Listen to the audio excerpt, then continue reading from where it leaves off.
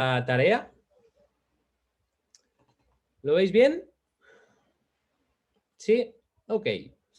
Empezamos con las décimas de Mercedes, que me atrevería a adivinar que escribió primero esta y después esta. ¿Fue así?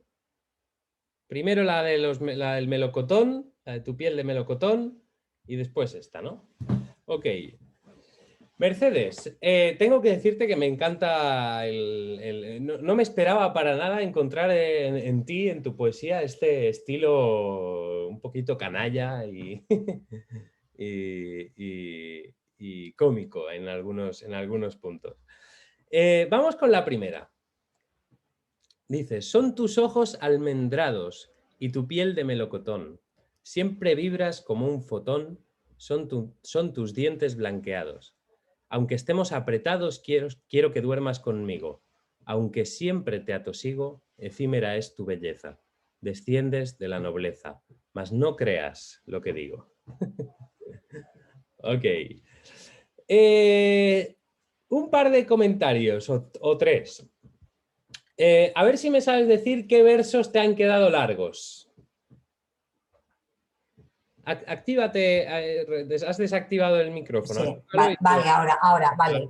De aquí, claro. Sí. Pues lo de siempre vibras como un fotón, no sabía exactamente. Y también, aunque siempre, o sea, dos o tres me ha parecido esa una. Y luego, a ver, a una le he tenido que poner el i porque no quería poner el i, quería cambiarlo, luego le he puesto el i, quería hacerlo de otra manera, para contarlos y que fueran 8. ¿En cuál? Pero, por ejemplo, son tus ojos almendrados.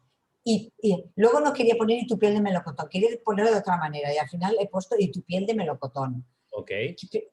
Y luego siempre vibras como un fotón, son tus dientes blanqueados. O sea, ahí no quería hacerlo así, pero al final lo puse así. Ok, te cuento. Aquí, Vale. en estos dos versos te han quedado largos, aunque si cuentas el número de sílabas que tienen, gramaticales, te van a salir 8. Y eso Exacto, es probablemente lo que has hecho. Pero no has tenido en cuenta el hecho de que son dos palabras agudas. No lo he tenido en cuenta. Son dos palabras que terminan que terminan acentuadas, que terminan en una última sílaba acentuada, lo cual hace que, por la ley del acento final, al nivel acústico escuchemos una sílaba más. Una sílaba más. Por lo tanto, por ejemplo, aquí si hubieses quitado el i, son tus ojos almendrados, tu piel de melocotón. ¿Ves? Ahí es que quería quitarle, luego la he puesto, es lo que te estaba diciendo, no lo quería poner, pero como yo contaba... Claro, es un elemento a tener en cuenta. Me lo voy a anotar. Las demás palabras finales de cada verso, belleza, nobleza, digo, atosigo, conmigo, apretados, blanqueados y almendrados, son todo palabras llanas, ahí no supone ningún problema porque se queda igual. Pero en estos dos queda dos versos más largos, que se resuelven de forma muy fácil, pero lo suyo es que vayamos notando esa diferencia, ¿no? Son tus ojos almendrados y tu piel de melocotón. Siempre vibras como un fotón. Son tus dientes blanqueados. En estos dos, entre el primero y el cuarto, se percibe ese eco de sonoridades, ¿no? Suenan igual. Son tus ojos almendrados. Son tus dientes blanqueados. Aunque estemos apretados. Quiero que duermas conmigo. Aunque siempre te atosigo. Efímera es tu belleza. Desciendes de la nobleza. Mas no creas lo que digo. Y tu piel de melocotón. Y ahí ya tiene que sonarnos un algo, ¿no? Ese es un comentario. Se resuelve de una manera muy sencilla. Aquí quitas el i y ya lo tienes. Son tus ojos almendrados, tu piel de melocotón. Y este i lo podrías modificar por el siempre. En vez de siempre pones i. Bueno, pues añades, o sea, restas una sílaba y te quedan 7 que con el verso final acentuado saldrían 8, ¿sí? Son tus ojos almendrados, tu piel de melocotón y vibras como un fotón, tus dientes blanqueados. ¿Vale? Fíjate, tan fácil y tan simple que es así.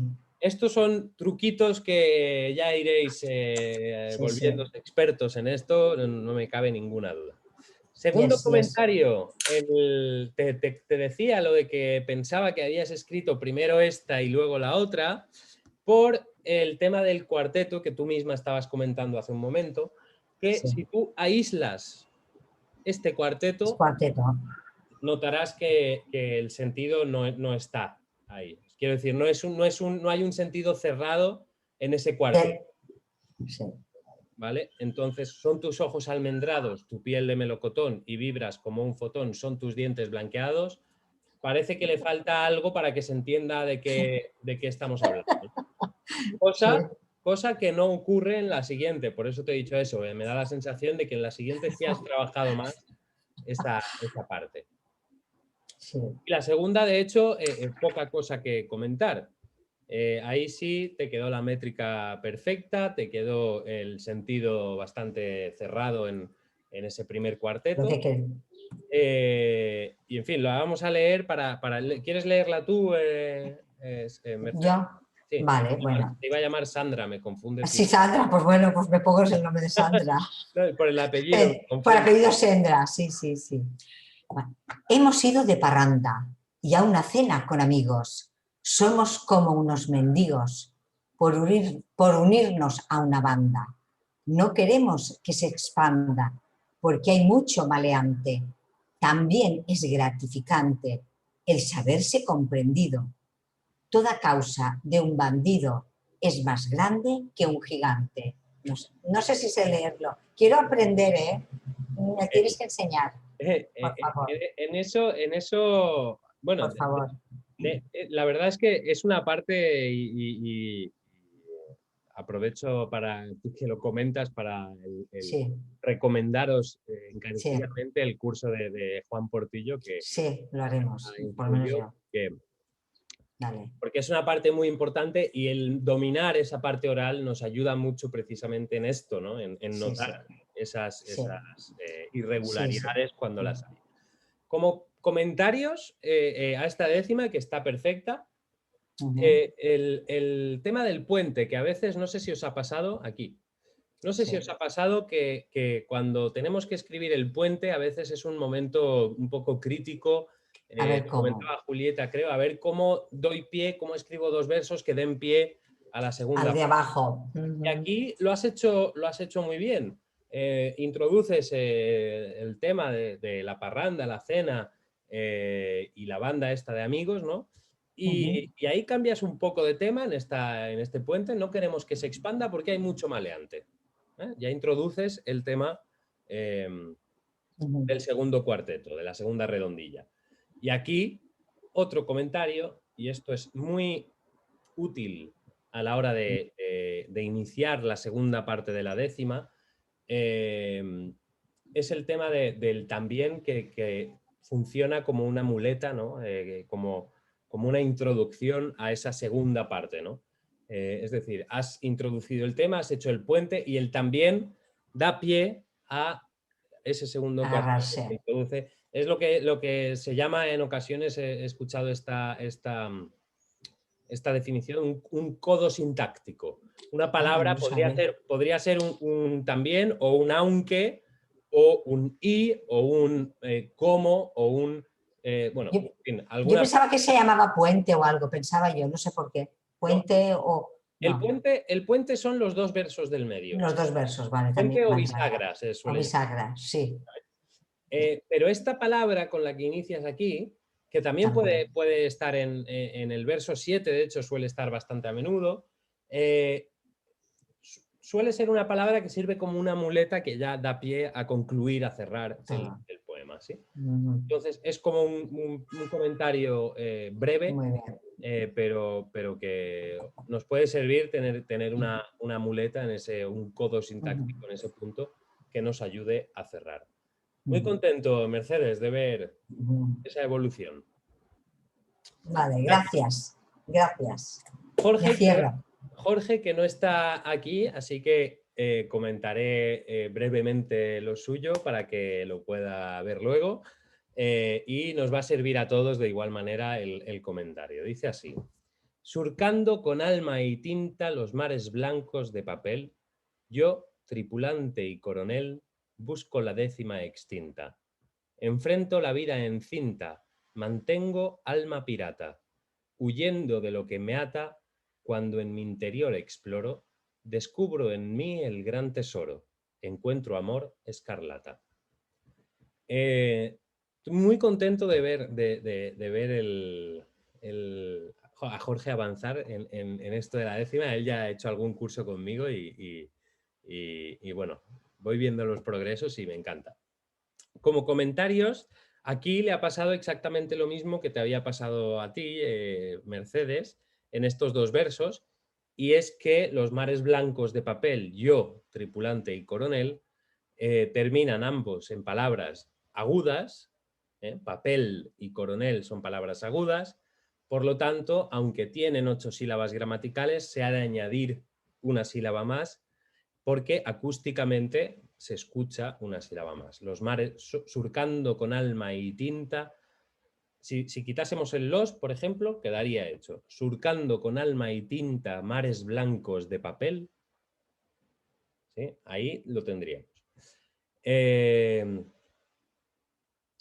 Y me lo invento, ¿no? Si quisiésemos quitar el yo, aunque aquí nos modifica el sentido, podríamos quitar el yo y modificar esto y ponerlo en plural. Surcando con alma y tinta mares blancos de papel, tripulante y coronel buscan la décima extinta. Ahí tendríamos los 8 en cada verso, aunque obviamente nos modifica el sentido aquí en este caso, pero lo he puesto como ejemplo. Lo ideal es encontrar otra manera de darle la vuelta a la frase. A veces es simplemente quitando una palabra o cambiándola por un sinónimo que tenga una sílaba más, menos. Y otras veces hay que trabajarlo un poquito más y ver cómo reformulamos o cómo encontramos, por ejemplo, un sinónimo para tripulante que pueda mantener el sentido sin entrando en esos en esas 8 sílabas. Y aquí dos cosas interesantes. Este verso lo he subrayado porque digamos que aquí ocurre una dialefa. Si os recordáis, la sinalefa era la unión de dos vocales y la dialefa era cuando dos vocales estaban juntas, pero al pronunciarlas se pronunciaban separadas. Aquí, por tanto, al pronunciarlo, si decimos mantengo alma pirata, ¿sí? Efectivamente dan 8 sílabas. Pero también podría el lector, este mensaje para Jorge en algún caso, podría el lector pronunciar mantengo alma pirata, ¿no? Bueno, en realidad no quedaría muy natural. Mantengo alma pirata. Lo natural aquí, en este caso, es precisamente separarlo, así que no resulta molesto. Por lo tanto, tiene 8, aunque bueno, es un 8 un poco artificial de alguna manera, ¿no? Pero está bien porque no es forzada esa dialefa. Sin embargo, en el verso siguiente, huyendo de lo que me ata, esa sinalefa, aquí casi tendríamos tendencia también al leerlo a decir huyendo de lo que me ata, de lo que me ata. Sin embargo, aquí Jorge, no sé si lo hago de forma intencionada o de forma accidental, pero ha hecho una dialefa, huyendo de lo que una sinalefa, huyendo de lo que me ata. Si decimos huyendo de lo que me ata, tiene 8 sílabas. Si decimos huyendo de lo que me ata, separado, tiene una más, ¿vale? Estos serán los comentarios. El tema de cerrar el sentido en el primer cuarteto está muy bien hecho en este caso. Surcando con alma y tinta los mares blancos de papel, yo, tripulante y coronel, busco la décima extinta. ¿sí? Ya hay un contexto ahí. Y después añade, ¿no? Enfrento la vida encinta, mantengo alma pirata. Huyendo de lo que me ata, cuando en mi interior exploro, descubro en mí el gran tesoro, encuentro amor escarlata. El sentido está perfectamente traído, tiene, por así decirlo, un inicio, un desenlace y una conclusión, ¿sí? de lo que quiere decir. Muy bien, Jorge, contento de leerte.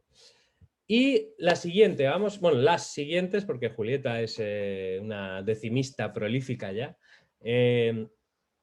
Pero por comentar algunos aspectos, no sé, Julieta, si te parece, si te apetece leerlas, puedes leer las tres y después comento y así pasamos al contenido. Bueno, a ver si puedo leer sin cantarlas. Bueno, puedes cantar también, no hay No. ninguna... Nuestra vida es como un tren que se va sin vuelta atrás. La infancia no vuelve más y nuestro pasado es rehén. Nos damos cuenta recién cuando todo se termina y nadie ahí se imagina cómo el futuro es presente. Se termina de repente mientras todo se fulmina. Como Ok. una niña pequeña. ¿Leo la otra o...? Sí, lee las tres si quieres y comentamos. Ya. Como una niña pequeña jugando con caracolas que desafía las olas del mar me creo la dueña. Ahora mi alma ya sueña con una playa distante y solo por un instante me olvido de la distancia y ya no tiene importancia este presente inquietante. El otro. El Vale. otro quise hacer así como algo infantil, no sé, pero como un poema infantil, pero medio jugando con... a principio yo pensaba en usar eso de dos palabras que no tenían nada que ver y se me vino a la mente elefante y piano, Ok, me pero imaginé que aquí habías hecho ese ejercicio. sí. El elefante en el piano se declaraba su amada y le miraba una manada de dinosaurio africano. Y en algún país lejano los animales en fiesta, los pájaros y su orquesta, los caballos bailarines, los osos con sus violines y la elefanta molesta. Ok. Genial ver además la variedad de estilos entre los demás y este, sobre todo, ¿no? También había escrito otro que era así como triste, más como triste, pero no, y uno romántico, es que escribí muchos, pero no podía poner todos. Ya lo he visto por ahí. Pero bueno, aquí ya tenemos para comentar, aunque hay poco que comentar, porque realmente escribes unas décimas exquisitas, o sea, hay muy poco que decir, pero sí he notado algún problemita a nivel métrico en algunos verbos, en algunos versos, perdón, y es curioso porque, si no me equivoco, a menudo en esos versos en los que tienes una sílaba más, generalmente le sumas una sílaba más, eh, muchas veces hay un i al principio. Te ocurre en este verso, que además te ocurre por lo mismo que ya hemos comentado de la ley del acento final. Rehén es una palabra aguda. Nuestro pasado es rehén, sin el i serían 8 sílabas, pero al poner i nuestro pasado es rehén, dan 9. ¿Vale? A nivel métrico son 9 sílabas. Es un... Sí, ahí se me pasó esto del acento en y ¿Ok? yo creo que lo que pasó también fue que quise como terminar la idea en los cuatro versos, Ok. porque si no hubiera puesto el i, como que no terminaría. Bueno, podías poner, por ejemplo, Creo que por... y el pasado es un rehén, dan 8 sílabas. Y el pasado es un rehén. Mm, Por ejemplo, es sí. una posibilidad. Sí. Pero bueno, como comentario, aquí sí que tenías versos terminados en palabras agudas y son octosílabos. Aquí sí, si contamos las sílabas gramaticales nos van a dar 7, pero como termina en palabras agudas, son 8, que se va sin vuelta atrás. ¿Sí? Dan 7, pero se añade una por la ley del acento final, por lo tanto son octosílabos perfectos. Y en la infancia no vuelve más, ocurre lo mismo. En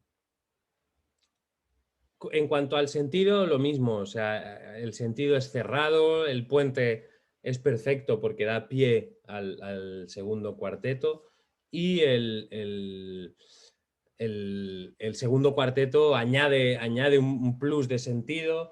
Aquí es algo como más general, ¿no? Nuestra vida es como un tren que se va sin vuelta atrás, la infancia no vuelve más y nuestro pasado es rehén.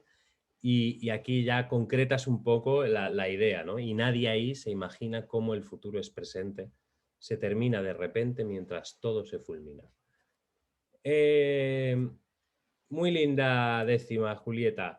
No sé si tenéis alguna duda hasta ahí, yo voy avanzando para que nos dé tiempo a ver cosas hoy, pero si tenéis alguna duda me decís. No, Ok. ah, El segundo, gracias. como una niña pequeña jugando con caracolas que desafía a las olas del mar, me creo la dueña. ¿Sí? Aquí, bueno, un pequeño comentario con respecto a la puntuación solamente. Esta coma aquí, esto no lo comento mucho en los poemas, pero esta coma aquí quizás parece que corta un poco el sentido gramatical, ¿no? Como una niña pequeña jugando con caracolas que desafía las olas, ¿no? Parece que esa frase sería seguida. Pero bueno, esto ya es más personal, lo comento porque me ha llamado la atención. Como comentario en este verso, que me he dado cuenta mientras lo leías, no me había dado cuenta al corregir el ejercicio, ahora mi alma ya sueña, si hacemos esta sinalefa entre mi y alma, es un octosílabo perfecto.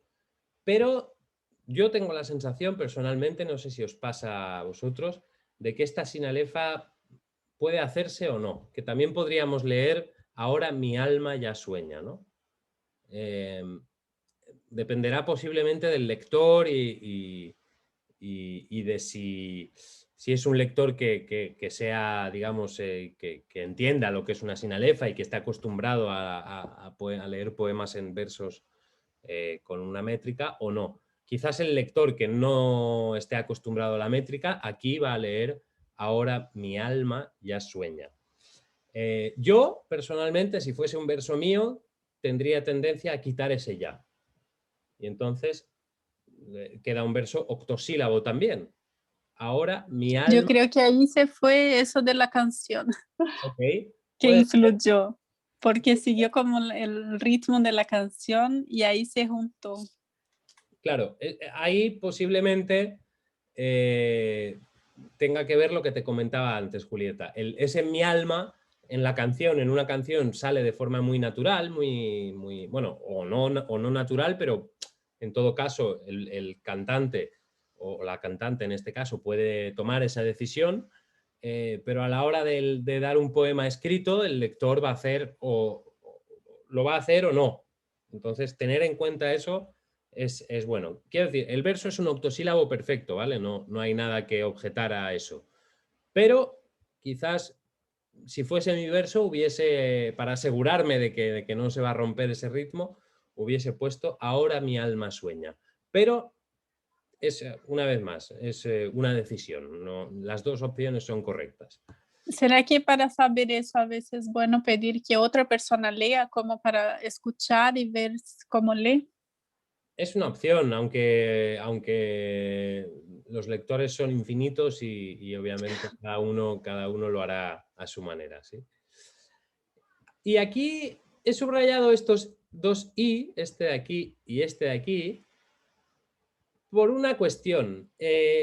Posiblemente son necesarios a lo que quieres decir y vienen bien en estos versos y incluso como recurso el hecho de añadir is o de añadir proposiciones, veremos que de hecho tiene un nombre, esta es una figura retórica, está muy bien, pero ojo con utilizar palabras como muleta para añadir una sílaba, ¿vale? No sé si ha sido el caso en este caso, Julieta, pero me sirve como ejemplo, aunque no lo haya sido, porque a veces tenemos tendencia a añadir una palabra hueca, una palabra que no añade nada al sentido de lo que queremos decir, solamente para añadir, porque nos faltan sílabas y nos sirve para añadir una sílaba o tal.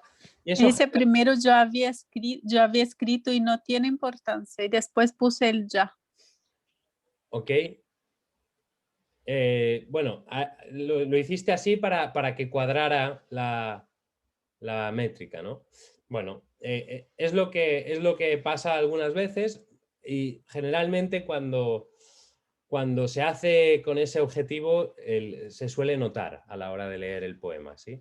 hay que intentar evitar en la medida de lo posible utilizar ese tipo de muletas, si no nos aportan nada. Es decir, un buen verso tiene lo justo y necesario que necesita para expresar lo que expresa, ¿sí? No hay nada que añadir y nada que quitar. A veces nos pasa y es normal, nos pasa a todos. Pero es algo que os lo comento porque es un elemento más que se puede tener en cuenta. Y ya como último comentario, o dos comentarios, y le miraba una manada. Aquí te ha pasado lo mismo que en este de aquí. Le miraba una manada sería octosílabo, pero y le miraba una manada. De hecho, aquí incluso contando las sílabas gramaticales te saldrían 9. Y le mirabau na manada. ¿Sí? Es decir, en este caso las sílabas gramaticales y las sílabas acústicas, por así llamarlas, coinciden. En cambio, quitas el i y de pronto no tienes ese problema. Y como segundo comentario, que es un efecto curioso y me ha llamado la atención, aunque no tenga nada que ver con la estructura en sí, el hecho de que a partir del primer cuarteto no tiene verbos este poema tuyo, Julieta. Es una cosa llamativa. Y en algún país lejano los animales en fiesta, los pájaros y su orquesta, los caballos bailarines, los osos con sus violines y la elefanta molesta. ¿Sí? No tiene ningún verbo esa parte de ahí, lo cual, bueno, llama la atención. No sé si ha sido voluntario o no.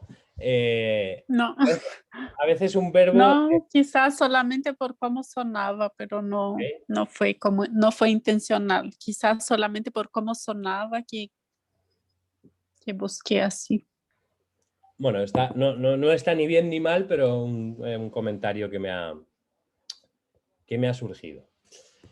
Si no hay preguntas, comentarios hasta aquí, entramos ya, hemos pasado un ratito, empezamos con el contenido que tenemos un poquito de retraso. ¿Sí? ¿Vamos? Ok.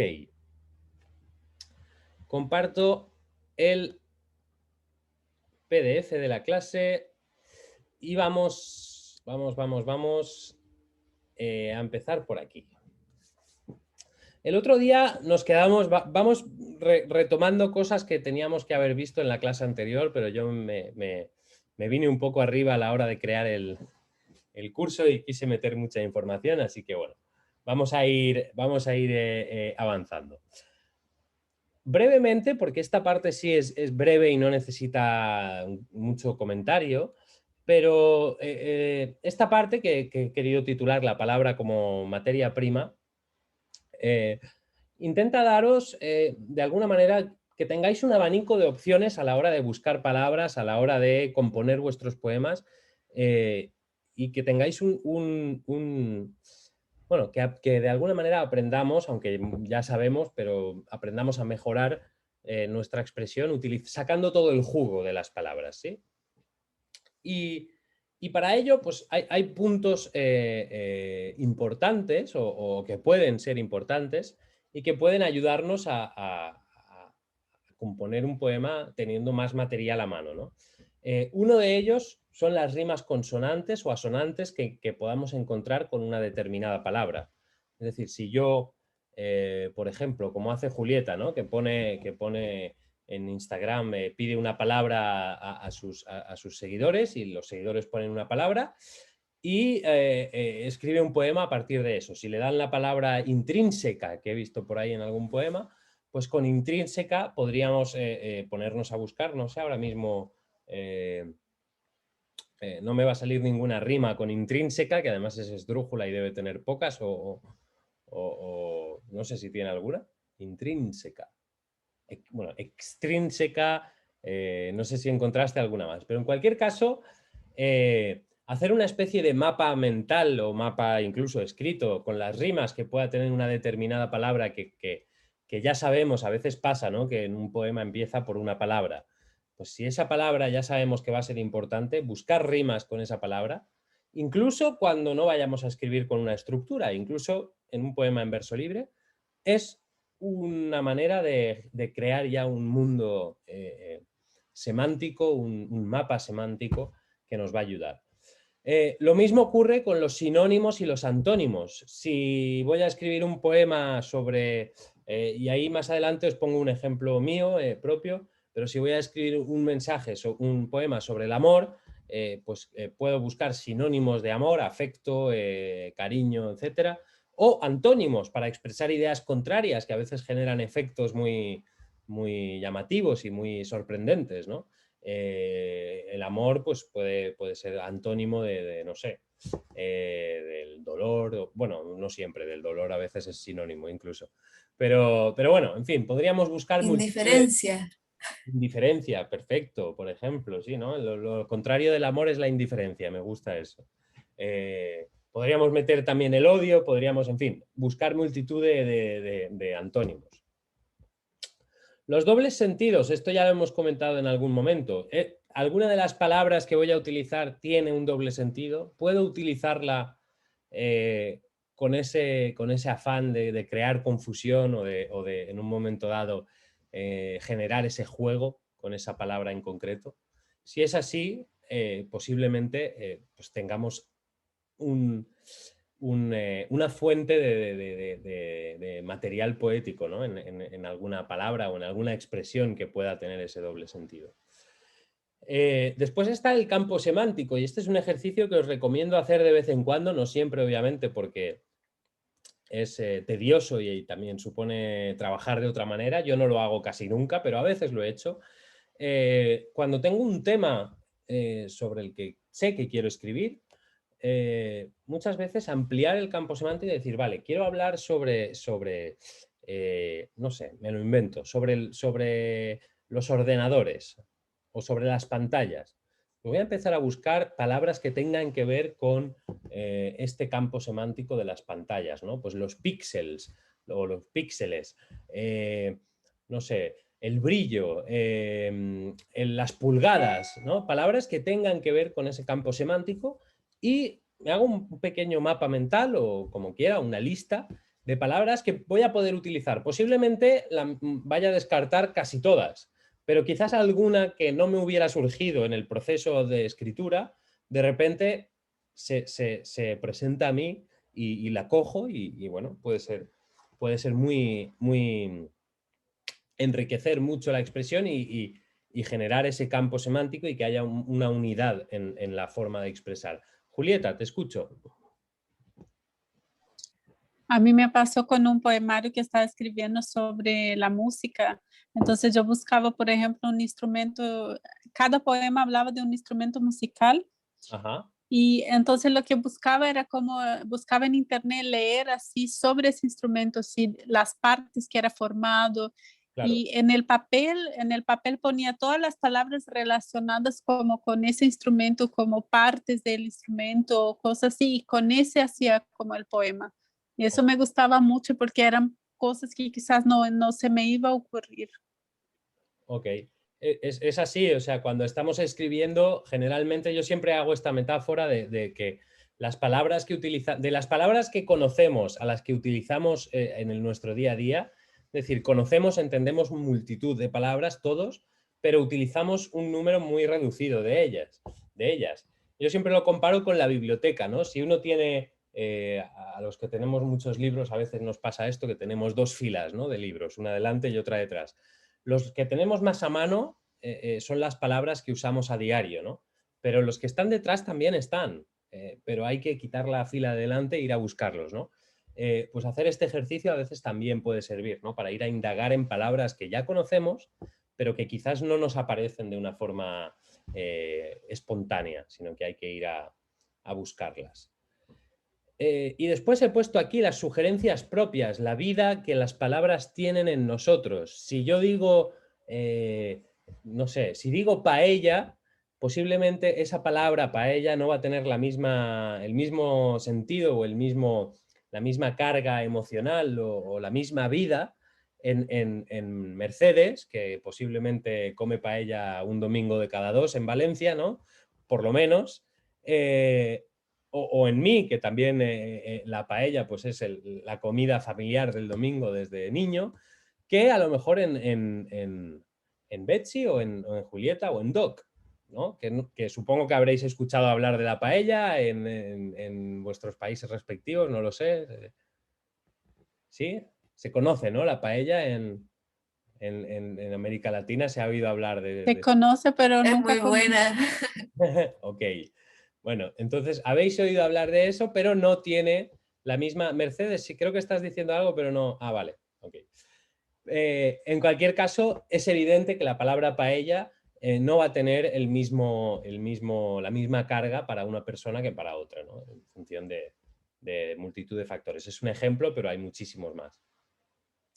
Y aquí os he puesto un ejemplo, ¿no? de todo lo que nos puede aportar hacer este ejercicio o alguno de estos ejercicios con un poema que, bueno, en un momento dado quise escribir sobre el vacío, sobre el tema del vacío, y de hecho yo lo que me planteaba era escribir varios poemas, era componer un libro, ¿no? Y bueno, pues dije, a ver, ¿cómo puedo enfocar este tema sin que sea repetitivo, sin decir lo mismo en cada poema, ¿no? Abordando el tema del vacío desde ángulos diferentes. Y de pronto surgen un montón de posibilidades, ¿no? En cuanto a rimas, pues directamente con vacío encuentras unas cuantas, ¿no? Ansío, río, tardío, etc. De ahí de las rimas que hay pueden surgir multitud de ideas y algunas inesperadas, ¿no? El vacío y un río aparentemente no tienen nada que ver, pero quizás de una forma poética se puede decir algo que una esas dos palabras. El tema de los sinónimos, sinónimos que tengan sinónimos de la palabra vacío, hay algunos, incluso algunos que le dan un sentido diferente al que yo pensé inicialmente. Yo pensé en el vacío como un vacío interno, un vacío emocional quizás, y de pronto aparecen palabras como vacante, como deshabitado, como desierto, como desalojado, que está por ahí en algún lugar también, que tienen más que ver con el vacío como espacio físico, ¿no? O con una casa vacía o con un...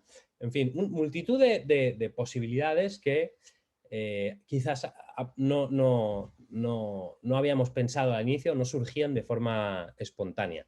Y claro, cuando uno piensa en desalojado, ¿no? Para hablar del vacío emocional, ahí surge una metáfora de forma bastante evidente, ¿no?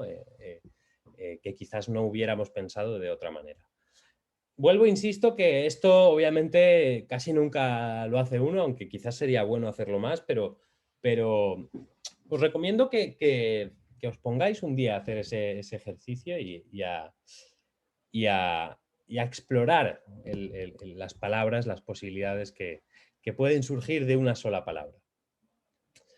Después, bueno, los antónimos ya lo hemos comentado. El campo semántico, ¿sí? Si nos ponemos a buscar palabras dentro del campo semántico del vacío, también surgen algunas que quizás no teníamos pensadas. Desinflar, aquí desalojar, como os comentaba, sacar, derramar, etcétera, ¿no? Palabras que pueden tener que ver. Y lo que me sugiere a mí, que quizás no tenga o tenga alguna cosa más que no tenía todo esto anterior, que es más, digamos, sacado del diccionario y de manuales, ¿no? A mí la palabra vacío pues me sugiere silencio, me sugiere soledad, me sugiere oscuridad, me sugiere luz también, me sugiere calma, paz, inanidad, etcétera, ¿no? Me hace pensar en una referencia de un libro que leí del filósofo y escritor rumano, Émile Cioran, que menciona el vientre materno como un espacio de paz absoluta, ¿sí? La placenta como un espacio de paz. Y me hace pensar en eso. Bueno, en fin. Y luego también me vienen cosas como envasar al vacío un pedazo de carne, ¿no? Que ahí tenemos una posibilidad de doble sentido, de jugar a otra cosa con esa palabra, ¿no?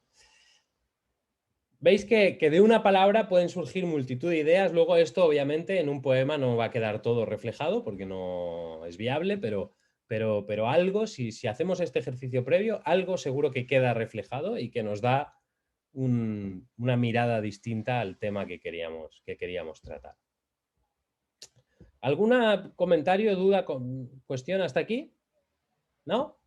Sigo pues. Estas cuestiones de los binomios fantásticos y la palabra, y bueno, esta cita de Michel Foucault ya las vimos el otro día, así que avanzo con un concepto sumamente importante y sumamente importante en cualquier poema, pero quizás un punto más importante en el verso libre. ¿Sí? Y aquí nos estamos adelantando a la clase siguiente, que ya aportará únicamente sobre el verso libre, pero vamos a ver que también tiene su importancia en las estructuras fijas, ¿no? Y es el concepto de inercia expresiva o inercia rítmica, ¿sí? Este concepto acuñado por José Domínguez Caparrós, bueno, no sé si acuñado por él, pero en cualquier caso en este manual de métrica española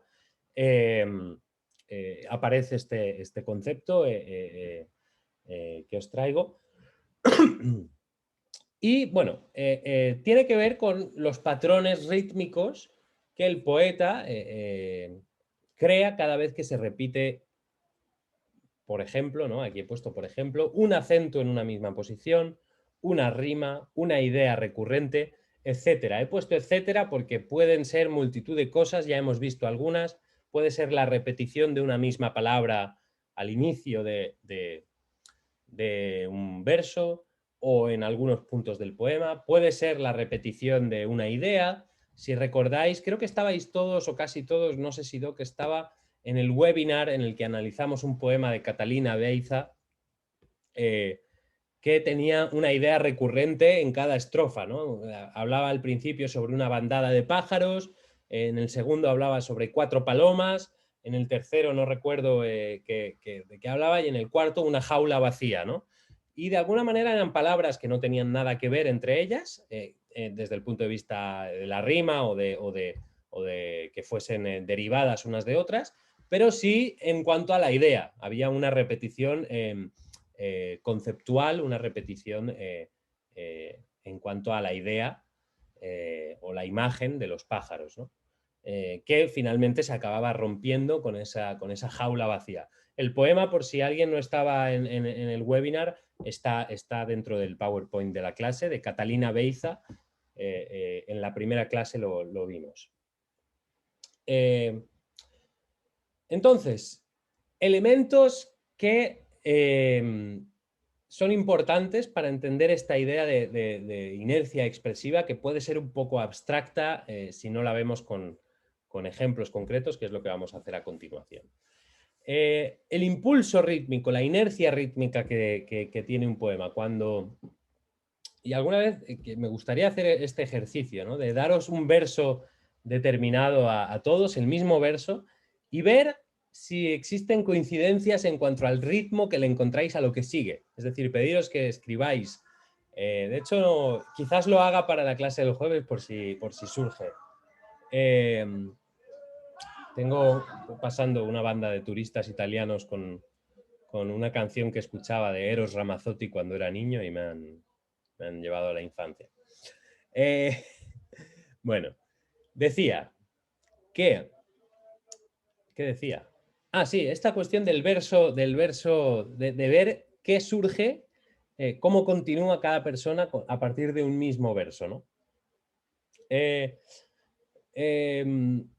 Generalmente ocurre, a mí al menos me ocurre cuando escribo verso libre, que aunque sea verso libre, de pronto llevo un ritmo, llevo una inercia expresiva, lleva ya una cadencia el poema y llego a un verso y el verso se me queda corto. Y no tiene que ver, evidentemente, con el hecho de que tengo que poner 11 sílabas porque es un endecasílabo. No, tiene más que ver con esa inercia que llevaba el poema, ¿sí?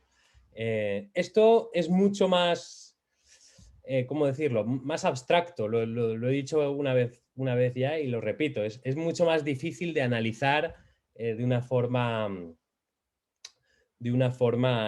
o de teorizar, digamos, es más difícil de teorizar, es más de sentirlo, sobre todo en el verso libre, ¿no? Pero es importante ser sensible a esa inercia, a ese impulso y darse cuenta cuando ese impulso o esa inercia me piden una sílaba más. A veces es una sílaba más. A veces es cambiar el verso y cortarlo en dos y ponerlo al verso siguiente, ¿no? Para modificar un poco el ritmo. Sí, Julieta. No sé si es de eso, pero a mí me pasa mucho con la poesía libre del final del poema. A veces llego al final, o sea, quiero terminar, pero no puedo porque la música sí que escucho no es una música de final. Entonces sigo y se va agrandando, agrandando, agrandando. Y no puedo llegar al final. A mí me cuesta mucho hacer el final, porque si no suena como final, no puedo terminarlo. Ok. Muy a menudo ocurre en los poemas en verso libre y esto no me he parado a analizarlo en los ejemplos que os traigo, pero lo vamos a ver enseguida. Ocurre que hay un ritmo con versos quizás más largos en el inicio y en el desenlace del poema, ¿no? Y al final se suele acortar muchas veces. Hay un ritmo más rápido por el hecho de poner versos cortos. Es una manera de hacerlo. También tiene que ver ahí la idea, ¿no? Es decir, hay ideas que caben en 4 versos y 4 versos es el formato perfecto para transmitirlas, y hay ideas que son más, que requieren más desarrollo, que de pronto hay una historia detrás que contar, y ahí también depende de lo que queramos decir. Pero evidentemente llega un momento en el que hay que irse a dormir, Julieta. No podemos estar toda la vida escribiendo. ¿Eh? Betsy, cuéntanos.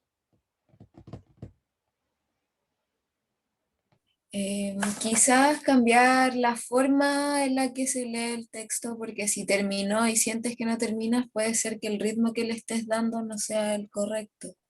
Y polarizar eso, o sea, no sé. ¿Te refieres a cambiar el ritmo en el momento de la lectura? Leerlo de otra forma. Puede tener que ver. Para esto generalmente tiene mucho que ver también la puntuación y, bueno, 2 aspectos apuntaría. La puntuación es uno, es decir, si yo quito una coma en un verso, sobre todo en verso libre, porque veremos, y esto ya lo veremos, no me quiero anticipar, pero en verso libre, aunque un verso tenga 11 sílabas y el siguiente 11 y el siguiente 11, muchas veces no se leen como un endecasílabo y después otro endecasílabo y después otro. Muchas veces se leen como un verso de 33, porque la idea no se para en ningún momento. En cambio, si pongo una coma, ya estoy modificando ese ritmo, porque hay un verso de 11 y luego 22 que contienen una misma idea y se leen, digamos que sintácticamente requieren que se lea sin pausa, ¿no? Es decir, digo esto para decir que con una simple coma, un simple punto, modificamos ese ritmo también. Y no se Bernard, lo lee igual. último. Sí, sí, te escucho, Betsy. Ay, se me pegó. Oh, ¿nos escuchas? Se me pegó un poquito, parece. Vaya. No sé si me escuchan. Sí, te Yo sí. escuchamos. ¿Y ustedes a mí? Sí, Sí, ahora sí parece. ok. ¿Musicalidad y ritmo es lo mismo? Es una muy buena pregunta. Diría que no. Diría que Ya, no. me refería a la musicalidad, quizás. Sí. Obviamente están estrechamente ligados la musicalidad y el ritmo, pero en la musicalidad entran también ciertos aspectos que no necesariamente yo al menos asociaría con el ritmo, como, y algunos los vamos a ver en el tema de las figuras retóricas que vamos a empezar a abordar ya hoy. Por ejemplo, las aliteraciones. Creo que en algún momento se ha hablado de las aliteraciones, ¿no? El hecho de repetir una determinada sonoridad en un momento dado, como el típico dicho, creo que en América Latina no se utiliza, pero en España es bastante conocido: el perro de San Roque no tiene rabo porque Ramón Ramírez se lo ha cortado, ¿no? Esa repetición de la R, esto lo utilizamos en España para reírnos de los franceses cuando como no saben pronunciar la R, pues los españoles hacen bullying a los extranjeros a veces. Bueno, en cualquier caso era una broma, pero esa repetición de la R tiene que ver con la musicalidad, porque obviamente no es lo mismo decir el perro de San Roque no tiene rabo porque Ramón Ramírez se lo ha cortado, que decir el perro de Manolo no tiene cola porque la abuela frágil se lo ha llevado, ¿no? Tiene musicalidades diferentes esos dichos, ¿no? que acabo de comentar. Sin embargo, el ritmo pues tiene más que ver quizás con los temas que ya venimos comentando, como el número de versos, la métrica, la rima, las repeticiones de sonoridades también pueden tener que ver, pero no son el elemento central. Es decir, está estrechamente ligado, pero el ritmo, es decir, con un mismo ritmo podemos crear multitud de musicalidades diferentes, ¿sí? Es decir, con el ritmo de un endecasílabo, de un soneto, el ritmo es el mismo, podemos mantener la misma acentuación, la misma rima, etcétera, pero hacerlo con musicalidades diferentes si utilizo palabras diferentes que tengan unas sonoridades distintas. Pero es una cuestión, es una respuesta improvisada la que te he dado ahora, porque obviamente son elementos estrechamente ligados y es difícil poner una frontera entre ambos. ¿Sí? No sé si respondí a tu pregunta o te lié más, pero en cualquier caso por lo menos te contesté. No, súper. Bueno. A ver, aquí. Sigo con otra idea dos ideas de las que ya hemos hablado en algún momento y que son sumamente importantes, ya no solo para dar ritmo al poema, sino también para generar efectos en el lector, ¿no? Uno de ellos es el tiempo de espera. Desde el momento en que iniciamos un poema, desde el primer verso, incluso desde el título de un poema, uno está generando en el lector una expectativa, ¿sí? La expectativa puede tener que ver con muchas cosas, puede tener que ver con el tema, puede tener que ver con una determinada métrica. Si yo escribo 2 versos en decasílabos, de alguna manera ya y empiezo ese poema generando una expectativa y el lector ya está esperando algo. Anticipa, de ahí que ponga anticipación, ¿no? Anticipa lo que va a ocurrir. Y después, en el desarrollo del poema, normalmente viene un momento en el que se resuelve de alguna manera esa expectativa, de una forma u otra. Es decir, a veces incluso ocurre lo siguiente, que es la espera frustrada, ¿no? Es decir, creamos una expectativa en el lector y precisamente la gracia del poema reside en no cumplir con esa expectativa o no responder a esa expectativa y dejar en el aire esa expectativa que hemos generado. Vamos a ver esto con ejemplos porque es un poco abstracto dicho así de esta manera. Lo vamos a ver en este soneto de Idea Vilariño, poetisa, poeta uruguaya, que me parece una maravilla y os voy a leer después de beberme un traguito de agua.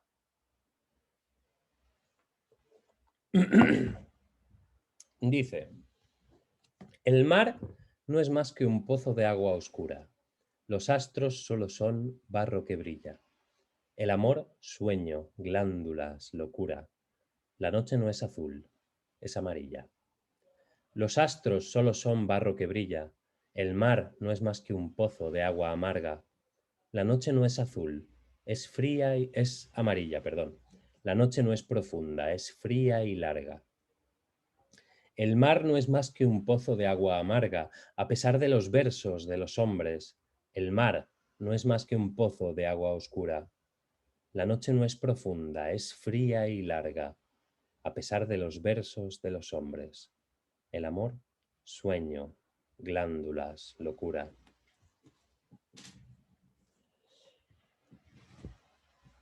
Una maravilla desde mi punto de vista este poema de Idea Vilariño. Aunque uno termina de leer y uno se siente casi estafado, ¿no? Porque dice, esta mujer me ha escrito un soneto y en realidad en el primer cuarteto ya estaban todas las palabras que iba a utilizar después, ¿no? Prácticamente. Pero os habréis fijado en que va modificando ciertos versos, ¿no? El mar no es más que un pozo de agua oscura, aquí se cambia por el mar no es más que un pozo de agua amarga, aquí vuelve a ser un pozo de agua oscura, ¿sí? Y bueno, así con varios versos, ¿no? Que se van modificando ligeramente y que de pronto se van repitiendo en otras partes del poema. En este poema que habría muchísimas cosas que comentar, pero lo interesante desde el punto de vista del concepto que estamos analizando, de inercia expresiva, es que con esa repetición del inicio del verso, ¿sí? Cuando uno ha leído "El mar no es más que un pozo de agua oscura", aquí al leer "El mar no es más que un pozo de agua", casi que uno espera encontrarse de nuevo oscura, ¿no? Al final. Uno dice, bueno, pues me está repitiendo el mismo verso. Y de pronto en esa última palabra, esa expectativa se rompe, se cambia, se modifica y genera un efecto de sorpresa utilizando otra palabra que de pronto no esperábamos, ¿no? Esto lo estoy aventurando yo, este análisis. No sé si os ha pasado lo mismo a vosotros al leerlo o no. Agradecería que me confirmaseis por si estoy diciendo alguna tontería, que los alumnos que vengan después de vosotros no se queden escuchando la misma tontería, pero es una sensación que creo que se produce a lo largo de todo el poema, ¿no? Es decir, cuando aquí ya nos ha dicho "la noche no es azul", ocurre lo mismo, ¿no? La noche no es azul, es amarilla. La noche no es azul, es amarilla, se vuelve a repetir, y aquí de pronto la noche no es profunda, es fría y larga, ¿no? Modifica esa expectativa, se ve frustrada, como he puesto aquí, la aparición del elemento que esperábamos, y de esa manera juega mucho en este poema Idea Vilariño con generar esa expectativa, romperla, volver a generar. Claro, cuando ya nos ha modificado "el mar no es más que un pozo de agua oscura", el primer verso, aquí nos lo ha modificado y nos ha dicho "el mar no es más que un pozo de agua amarga", aquí de pronto uno lo que espera es precisamente que lo vuelva a cambiar, ¿no? Pero no, nos vuelve a la primera versión del verso, ¿no? Hay un juego en este poema muy evidente, yo creo, en esa generación de expectativas y en esa ruptura de expectativas. No sé si hay alguna duda hasta aquí. Vale, aquí básicamente repito un poco lo que ya os he comentado en la diapositiva anterior, el tema de la anticipación y la solución, ¿no? Cómo se resuelve o no esa expectativa que nos viene creada. Y en este poema vamos a ver un ejemplo de cómo no se resuelve la expectativa generada, ¿no? Este poema no lo he puesto aquí, es error mío, es de Piedad Bonet, poeta colombiana, y dice así, dice: "Lejos está del corazón ese órgano aureolado de prestigio que se hincha como un globo de feria cada vez que lo gana el amor o lo lastima. El bien y el mal le son indiferentes, la pena no lo toca, no suscita canciones ni metáforas, jamás será la mano que es paloma en la imagen del poeta, ni puede conmovernos como el ojo en que otro ojo se refleja, o el arco del pie y su terquedad sobre la arena. Como los animales carroñeros, hace el trabajo sucio, nos depura, viejo y sabio maestro, que al cuerpo le devuelve su secreta conciencia de que es tierra".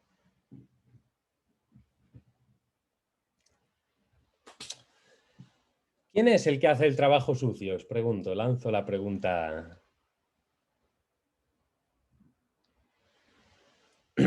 ¿Qué pensáis que es a qué se está refiriendo este poema?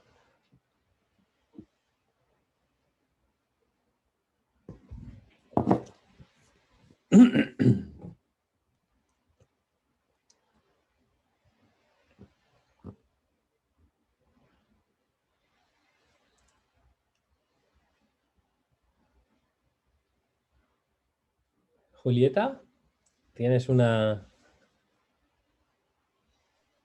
No, se me viene a la mente ahí como el corazón, como el órgano. Ok, el corazón como el órgano. O sea, ¿piensas que el que hace el trabajo sucio puede ser el corazón?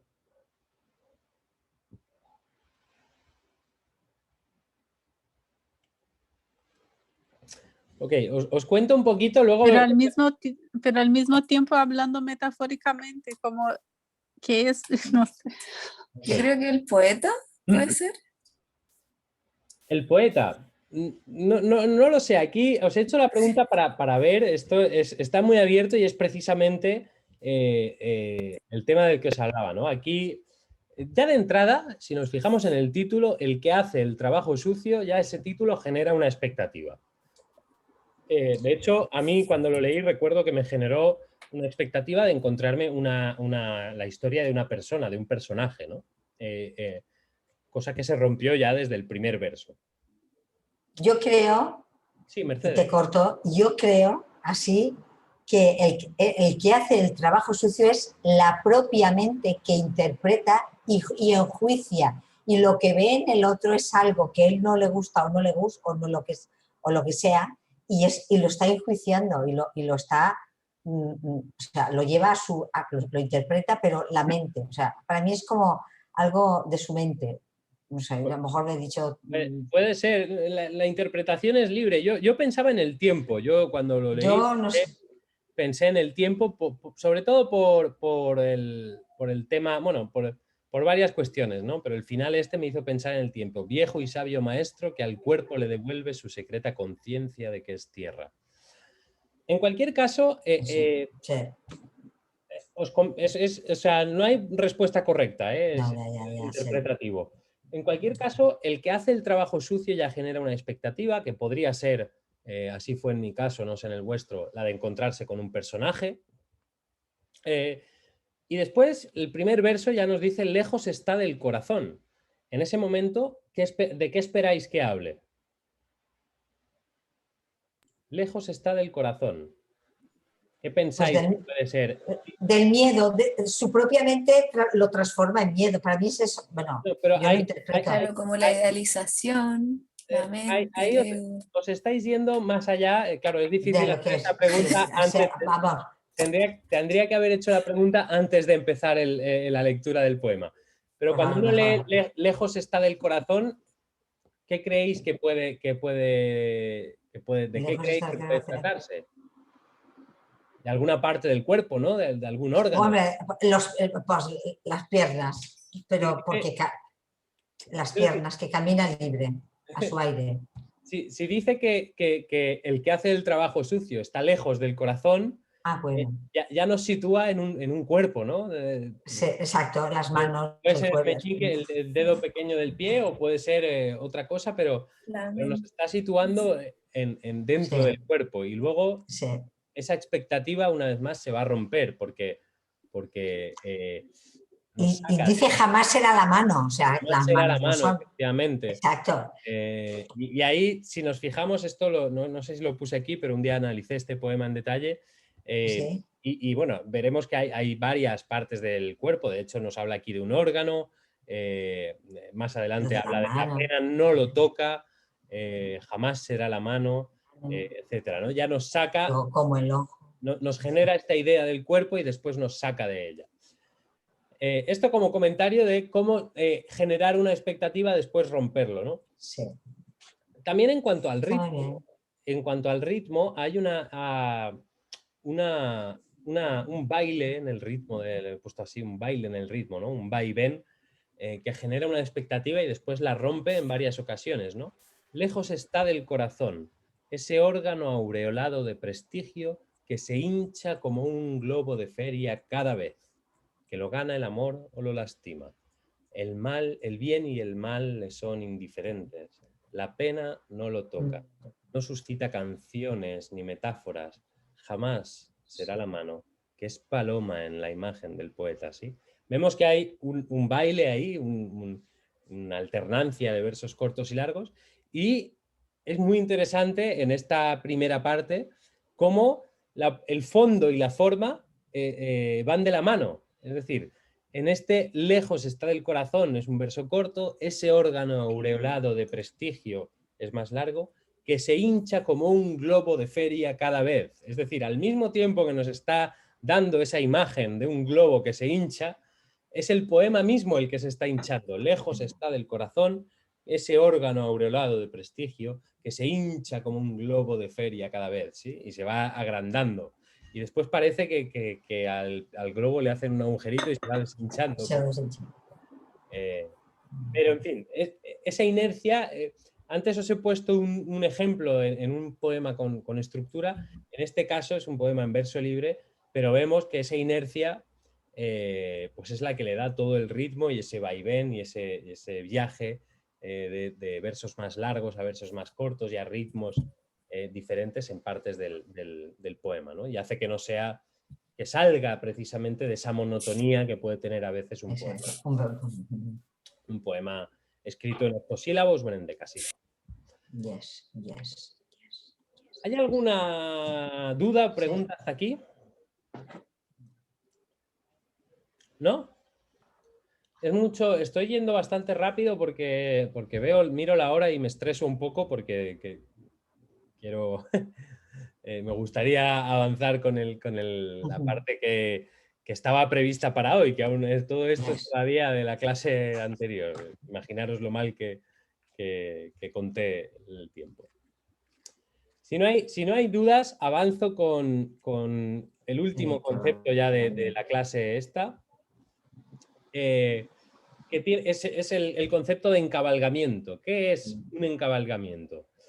Para entender lo que es un encabalgamiento, primero hay que entender el concepto de pausa. La pausa, ya lo vimos al inicio del curso, es uno de los elementos que le dan ritmo a un poema y se puede dar en medio de un verso con la puntuación, etcétera, o incluso sin puntuación si la sintaxis de la frase exige que se haga una pausa, pero hay una cosa que se suele denominar pausa versal, y es algo que de alguna manera tenemos tendencia a hacer de forma natural cuando llegamos al final de una frase o de un verso, ¿no? Que aunque la frase no haya terminado, tenemos tendencia a hacer una pequeña pausa. La pausa puede ser más corta o más larga en función del sentido de lo que sigue. Es decir, si, por ejemplo, para que lo veamos con un ejemplo concreto, ese órgano aureolado de prestigio, ahí incluso tenemos la coma que nos obliga a hacer una pausa más larga, ¿no? Pero que se hincha como un globo de feria cada vez que lo gana el amor o lo lastima, ¿sí? Después de ese cada vez, también he hecho una pausa, pero una pausa más corta, porque no hay coma, no hay punto y porque la frase sigue en el verso siguiente. Entonces, la pausa versal no significa que cada final de verso haya que pararse, hacer un parón y seguir después. La frase, digamos, el sentido manda también ahí, tiene algo que ver, ¿no? Pero, no obstante, siempre tenemos esa tendencia, es casi algo natural porque se acaba un verso y digamos que tipográficamente tenemos incluso que tomarnos ese segundo o esa milésima de segundo para ir al principio del siguiente, para hacer una pausa. Ahora, ¿qué es el encabalgamiento? El encabalgamiento es el desajuste entre esa pausa sintáctica, esa pausa que nos impone el sentido de la frase, y la pausa versal. ¿Qué quiere decir esto? Cuando la frase no se detiene al final de un verso, sino que sigue en el verso siguiente, se suele decir que se dice, se denomina ese fenómeno encabalgamiento, ¿vale? Vamos a verlo con ejemplos. Hay dos tipos de encabalgamiento, pero quiero que nos fijemos primero en los ejemplos. Estos versos de Antonio Machado, ¿no? Una tarde parda y fría de invierno, los colegiales estudian, monotonía de la lluvia en los cristales, ¿sí? Estas palabras en rojo que he puesto aquí forman parte de lo que sería el encabalgamiento. ¿Sí? Esta frase, lo que es la frase, sintácticamente, una tarde parda y fría de invierno, es la misma frase, ¿no? Sería muy raro parar aquí y decir una tarde parda y fría de invierno, los colegiales estudian, ¿no? Es una sola frase. Betsy, te escucho. Me quedé sin agua. Sí, creo que este caso igual es complejo para el lector. Como que si no hay un punto, es difícil que lo note. A veces el poeta escribe o la persona que escribe tiene un sentido, un ritmo, una musicalidad, no, perdón, una musicalidad, pero el lector quizás no lo ve. Posiblemente, como insisto mucho en Entonces, esto, porque sería importante el punto. ¿el punto dónde? ¿A qué punto te refieres, Betsy? ¿A este punto? Por ejemplo, el punto de sí, ese punto le da una señal al lector a que quizás tiene que continuar la lectura hasta ahí. Bueno, en realidad no es tanto el punto, porque cuando uno lee por primera vez estos versos, una tarde parda y fría, ahí falta algo, ¿no?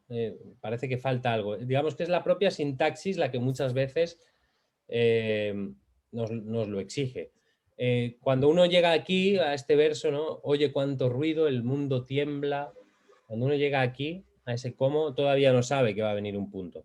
Es decir, el punto sí que suele haber un punto después del encabalgamiento, porque ahí se detiene el sentido de la frase que hemos creado, la sintaxis, que porta sobre dos versos, uno entero o parte de uno y parte del siguiente, ¿no? Pero esto, la puntuación es un tema que va a depender mucho del sentido de lo que digamos. Es decir, generalmente sí que es cierto que se habla de encabalgamiento cuando hay un punto en algún punto del verso sobre el que se encabalga el verso anterior, porque si no sería un verso completo, más que nada. Es decir, ya no habría encabalgamiento. Para que haya encabalgamiento, el verso tiene que ocupar una parte del verso siguiente, no todo el verso. Es decir, la frase, perdón, tiene que ocupar una parte del verso siguiente, no todo el verso. ¿Vale? Aquí, por ejemplo, vemos este ejemplo nos puede dar un poco de luz. Advierte de qué manera el hombre necesita cantar su muerte con la voz del trueno. ¿Sí? Estos dos versos de aquí no hay encabalgamiento, simplemente son versos en los que la sintaxis es hay una unidad de sentido. ¿Sí? De qué manera el hombre necesita cantar su muerte con la voz del trueno. Por tanto, encabalgamiento, Betsy, diría que sí tiene que haber un signo de puntuación, aunque es posible que se den ejemplos en los que no, pero mayoritariamente encontraremos un signo de puntuación. Y existen dos tipos de encabalgamiento, aunque esto es un tecnicismo que únicamente es útil para el que lo quiera usar. Hay quien es muy ávido de este tipo de detalles, pero no es tan importante saberlo como sí tenerlo en cuenta a la hora de utilizarlo, ¿no? Existe el encabalgamiento brusco o abrupto, que se produce cuando la pausa tiene lugar antes de la quinta sílaba del verso encabalgado, es decir, una tarde parda y fría de invierno, son 3 sílabas, los colegiales estudian, ¿sí? Es un encabalgamiento brusco. Se llama brusco simplemente porque se acaba bruscamente, ¿no? Esa frase que se ha encabalgado sobre el verso siguiente termina de una forma brusca. En cambio, un encabalgamiento suave va a tener un poco más de recorrido y es el que va más allá de la quinta sílaba del verso encabalgado. En este ejemplo, oye cuánto ruido, el mundo tiembla como un abril pisoteado. ¿Sí? Es más suave acústicamente. Betsy, no sé si es que volviste a levantar la mano o la tienes de antes. ¿No? Ok. ¿Sí? ¿Alguna duda hasta aquí? Yo quiero preguntar, ¿puedo? Claro. Me ha venido ahora a la mente, Sí. si te digo, ¿qué valor ha tenido que tener esa mujer cuando mirándose de frente? O sea, eso sería un encabalgamiento. ¿Qué valor? Habría que verlo escrito. Ya.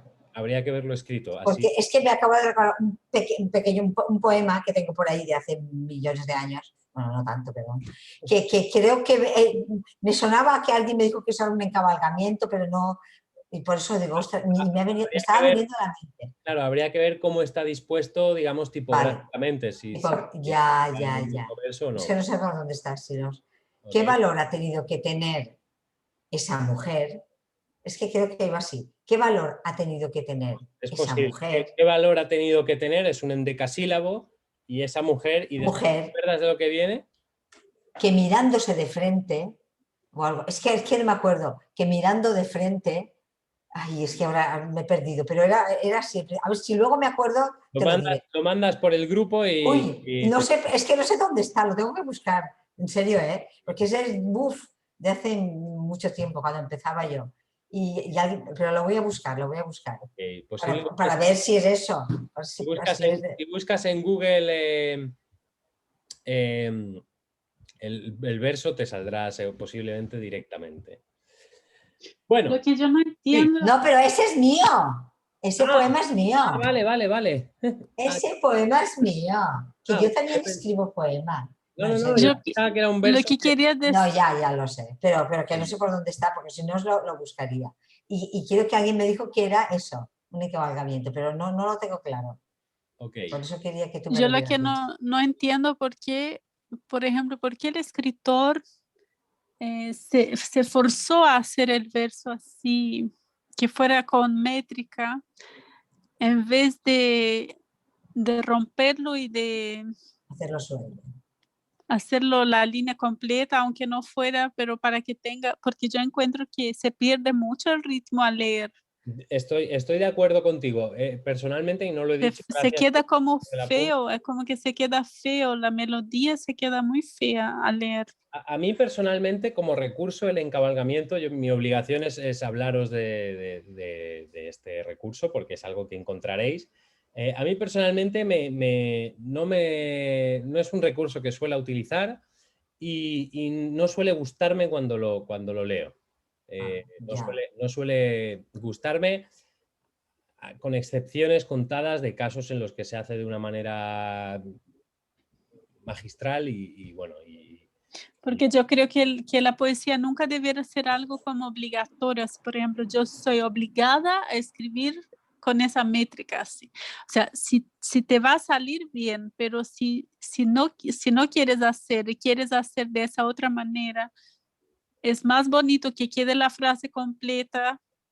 Igual iba a sonar bonito, no es que va a perder la melodía, pero así como forzado se ve feo. también puede ocurrir, estoy de acuerdo en parte con lo que comentas, pero también puede ocurrir que de pronto el poema, un soneto, tenga una métrica definida, versos de 11 y mantengamos esa musicalidad, ese ritmo durante todo el poema, y de pronto en un momento dado haya una idea que requiera 2 palabras más o 3 o 2 sílabas más Solo en una parte. en una parte, claro. Claro, sí, ¿no? Un poema lleno de encabalgamientos estoy de acuerdo, puede ser fatigoso. Es Pero que solo en una parte, porque en ese momento queremos añadir un plus de sentido. Incluso nos puede servir para dar un ritmo diferente en un momento dado. Pero, como digo, conviene no abusar. Yo recomiendo, sí, además, sí. notaréis, si en algún momento lo queréis hacer, que cuando estamos con un verso, el que sea, el octosílabo, el endecasílabo, el verso que sea, y de repente queremos poner un encabalgamiento, ese cambio en el No, ritmo, ese cambio en el patrón, va a hacer que perdamos la cuenta, que ya no sepamos si el verso tiene 7 o si tiene 8 o si tiene 9, ¿no? Y vamos a tener que contar muchas veces, a mí me pasa, porque se pierde ese patrón. Y también pasa mucho eso en poesía traducida. Yo he visto muchísimo en poesía traducida y debe ser por eso, porque como están traduciendo a veces no pueden poner la misma idea y acaban haciendo eso una y otra vez. Ajá.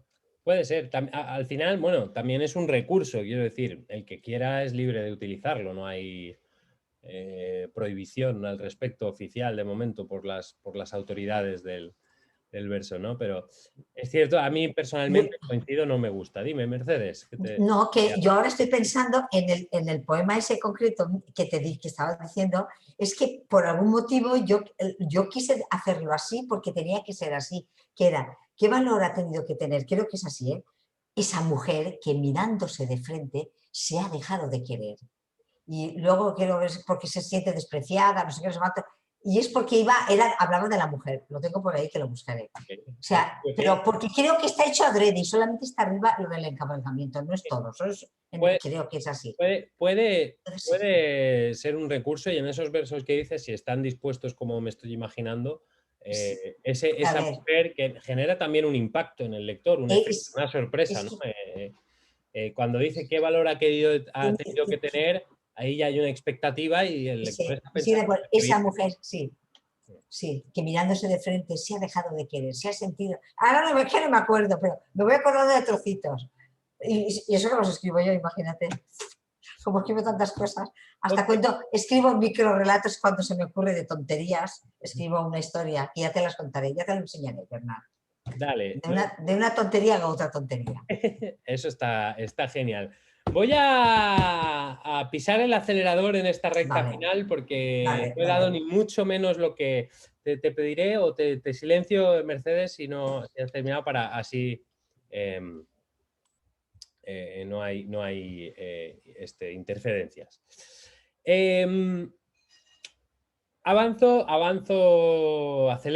Acelero con el contenido. No va a dar tiempo a ver todo lo que quisiera haber visto hoy una vez más. Pero bueno, vamos a ver cómo organizamos esto. Posiblemente la última clase dejemos un poquito para otro momento, quizás para el chat, el análisis de los ejercicios, y así podemos centrarnos 2 horas completas en el contenido y ver un poco. Vamos a ver bueno, me disculpáis, voy a hacer un cambio de programa. Y vamos a ver las figuras retóricas, que, bueno, son maneras... Lo vamos a dejar esta parte para la clase siguiente, porque el ejercicio que os quería pedir hoy tiene que ver con el endecasílabo que os comenté que comentaríamos en la clase de hoy. Así que me gustaría comentaros esto para que podáis hacer el ejercicio que estaba previsto, y el jueves sí veremos las figuras retóricas en detalle. Hemos visto hasta ahora, nos hemos centrado en el verso de arte menor. Yo os recomiendo, si todavía tenéis temitas con el tema de la métrica, os recomiendo tener muy claro el tema de la métrica, el tema de la ley del acento final, el tema de la sinalefa y la dialefa, trabajarlo con el octosílabo para después pasar al verso de arte mayor. No obstante, o sea, voy a contradecirme a mí mismo, porque para el jueves quiero que todos me traigáis 2 sonetos escritos. No, es broma. Pero no, me gustaría que podamos intentar trabajarlo un poquito, aunque de pronto surjan algunas dificultades para ver cuáles son, ¿vale?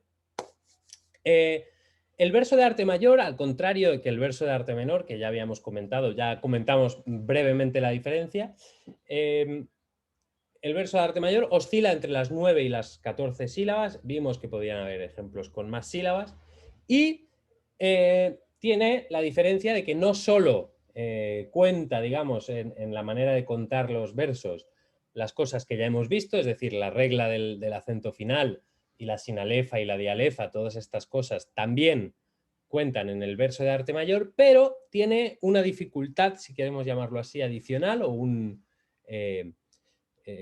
arte adicional, vamos a llamarlo arte mejor que dificultad, por eso se llama verso de arte mayor, y es que, bueno, hay 2 opciones. La primera puede ser que tienda a regularizar la disposición de los acentos interiores del verso. El endecasílabo, ya lo hemos comentado, tiene unas exigencias muy concretas en cuanto a este tema, ¿no? O también puede ocurrir, y vamos a ver algún ejemplo, y ocurre muy a menudo con los versos pares, con los versos de 12 sílabas o con los versos alejandrinos de 14, que lo que se hace realmente es un verso compuesto por 2 versos de arte menor, ¿sí? O sea, en lugar de tener en un verso de 12, en lugar de tener realmente un verso de 12, muchas veces lo que oculta, aunque esté escrito como un verso de 12, son 2 de 6, dos hemistiquios, se llaman hemistiquios, de 6 versos cada uno, partidos por una cesura que se llama, que sería en la mitad del verso. No me voy a centrar en esta parte de momento porque quiero que veamos el endecasílabo, después veremos el verso alejandrino, ¿sí? Para analizar, otra cosa importante para ver esta cuestión de los acentos internos, aquí he puesto un ejemplo de un verso de 12 sílabas, unos versos de 12 sílabas de José de Espronceda.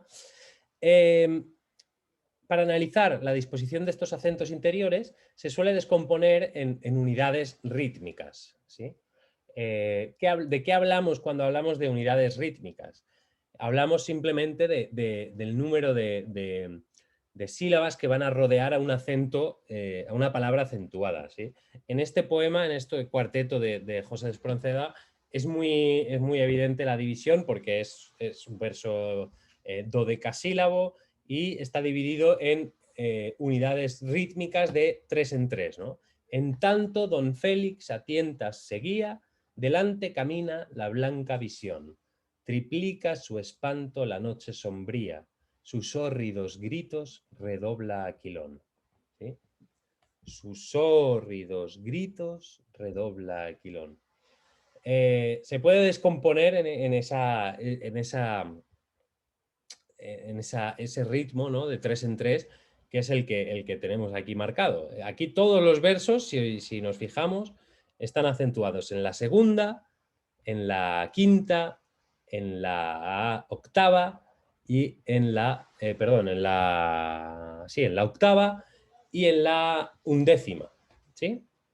En tanto don Félix a tientas seguía, delante camina la blanca visión. Esto vamos a ver de qué manera nos puede servir en un ejemplo que os voy a poner más adelante, pero para que nos entendamos más adelante, simplemente apuntar este detalle, que cada unidad de 2-3 sílabas, que es el número, digamos, estándar que va a tener cada unidad rítmica, en torno a la cual va a haber algún acento, o sea, en la cual va a haber algún acento marcado, cada una de estas unidades se llama cláusula rítmica o pie acentual, ¿vale? Vamos a verlo en otro ejemplo en el que veremos cómo están dispuestos. Aquí está dispuesto de una forma regular de 3 en 3. En el ejemplo que os traigo más adelante no es el caso. Antes de pasar al ejemplo, el tema de los acentos. Para que se pueda hablar de verso endecasílabo, como decía, no basta, no es suficiente con que hayan 11 sílabas. Se necesita algo más. Y ese algo más tiene que ver con la disposición de los acentos interiores del verso, que pueden distribuirse de formas muy variadas, pero desde luego es importante que tengan que creemos un patrón. Cuando escribimos un poema con versos endecasílabos, es importante que exista un patrón rítmico. Es decir, si yo cambio la posición de los acentos completamente sin ton ni son y sin que haya una regularidad, al menos entre algunos de los versos, en momentos determinados, el poema no va a tener la musicalidad que tienen los sonetos que hemos visto hasta ahora y los que vamos a ver. He dividido en 3 grandes categorías el tipo de endecasílabos que nos vamos a encontrar según la posición de los acentos. Digamos que el más habitual, casi todos los versos endecasílabos que nos vamos a encontrar van a estar acentuados, van a ser lo que se llama versos a mayore, van a ser versos que están acentuados en la sexta sílaba obligatoriamente. La sexta y la décima, por algo que veremos más adelante, que tiene que ver con la ley del acento final. Es decir, acordaros que la ley del acento final implica, bueno, lo vamos a ver ahora mismo, ahora os explico. En cualquier caso, casi todos van a estar acentuados en la sexta, y cuando no sea el caso, puede ocurrir también que tengamos ejemplos en los que estén la cuarta y la octava. Puede haber después algún otro acento por ahí, algún acento secundario, que a veces ocurre. Veremos que hay palabras que de pronto no tienen un acento fuerte, pero sí un acento secundario.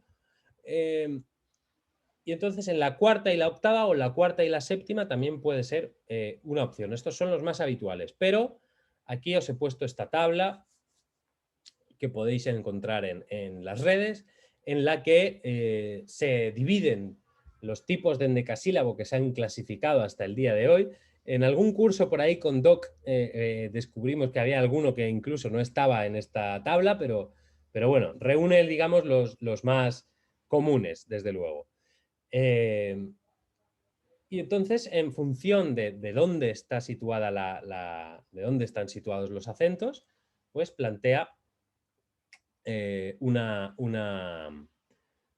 o sea, recibe un nombre diferente que obviamente no sirve de mucho aprendérselo, pero sí tener en cuenta esto. Por ejemplo, si os fijáis en estos primeros versos, el enfático puro y el enfático pleno, se llaman enfáticos porque tienen esa primera sílaba acentuada que da un énfasis generalmente a esos versos, ¿no? En función de dónde estén posicionados esos versos, esos acentos, van a tener una musicalidad muy diferente. O al menos muy diferente entre algunos de ellos. Hay otros que se parecen mucho, que es muy difícil a veces incluso percibir la diferencia. Pero esto da una idea de qué impacto pueden tener en el verso esa distribución. Si nos fijamos, el 10 está acentuado en todos y cada uno de los casos. ¿Qué significa esto? ¿Que no podemos utilizar una palabra aguda? ¿No podemos utilizar la palabra violín en un endecasílabo? No, no significa eso. Significa que, como al poner la palabra violín añadimos una sílaba, porque la palabra violín es aguda y según la regla del acento final toca añadir una sílaba, siempre va a quedar en el número 10 el último acento del verso, ¿vale? No es exactamente así porque realmente violín, si acabamos un verso con la palabra violín, es evidente que la última sílaba acentuada es lin, ¿no? Pero por esa regla se correría a la sílaba anterior. Vamos a ver ejemplos porque esto así es muy abstracto. Y aquí os he puesto, bueno, aquí se me olvidó poner la posición de los acentos, pero bueno, os he puesto el nombre, luego podéis cotejar aquí, el melódico, el sáfico y el dactílico. ¿Sí? Son ejemplos de los tres que os ponía aquí, en sexta sílaba, en cuarta y octava y en cuarta y séptima, si no me equivoco. Aunque hay alguno más por ahí. El primer ejemplo de endecasílabo, bueno, voy a leer los tres porque me gustaría que nos diéramos cuenta de entrada de la diferencia en cuanto a musicalidad que tienen estos versos, ¿vale? Lo peor del amor cuando termina, ¿sí? Este verso de Joaquín Sabina, lo peor del amor cuando termina, ¿sí?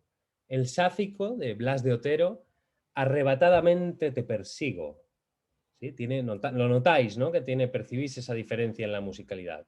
Lo peor del amor cuando termina, arrebatadamente te persigo, ¿sí?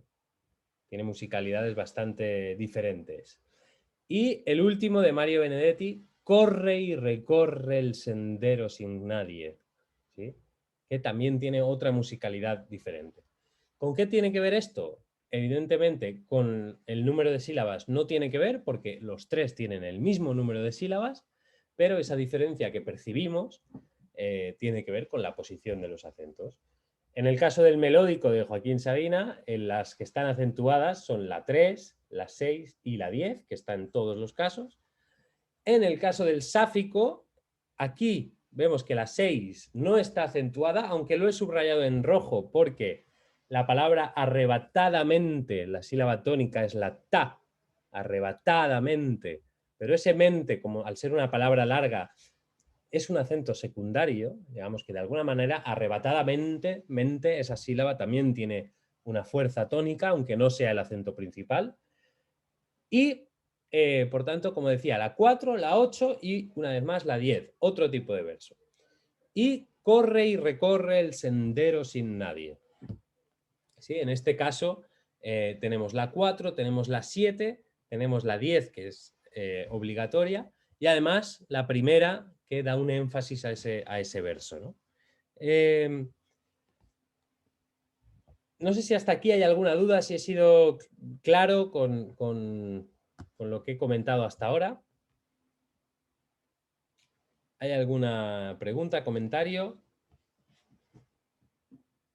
¿No? Sí, Julieta.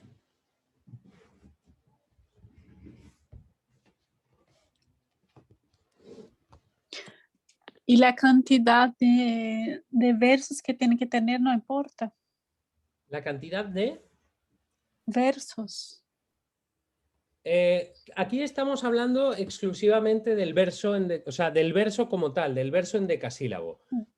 No estamos hablando de una estructura. Sí que vamos a ello. Vamos a ver Bueno.